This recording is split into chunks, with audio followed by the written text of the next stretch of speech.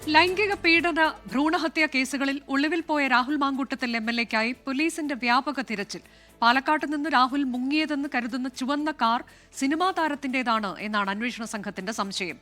അതിജീവിതയെ അധിക്ഷേപിച്ചുവെന്ന കേസിൽ രാഹുൽ ഈശ്വറുമായി പോലീസ് തെളിവെടുപ്പ് നടത്തി. ഇതേ കേസിൽ 4ാം പ്രതിയായ KPCC general secretary Sandeep Warrier മുൻകൂർ ജാമ്യം തേടി കോടതിയെ സമീപിച്ചു.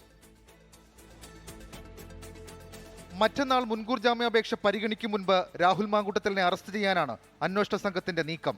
രാഹുൽ മാങ്കൂട്ടത്തിൽ പാലക്കാട് നിന്നും MLA വാഹനം ഉപേക്ഷിച്ച് രക്ഷപ്പെട്ടത് ഒരു ചുവന്ന ഫോക്സ് വാഗൻ കാറിലാണെന്ന് പോലീസിന് വിവരം ലഭിച്ചിട്ടുണ്ട്.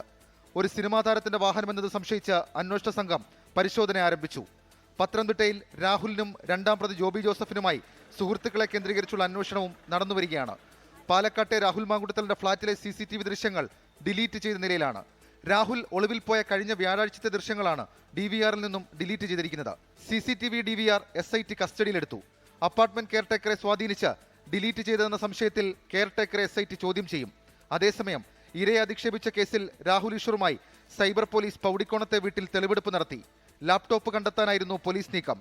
രാഹുൽ മാങ്കൂട്ടത്തിലിനെ അനുകൂലിച്ച് ഇനിയും വീഡിയോകൾ ചെയ്യുമെന്ന് തെളിവെടുപ്പിനിടെ രാഹുൽ ഈശ്വർ.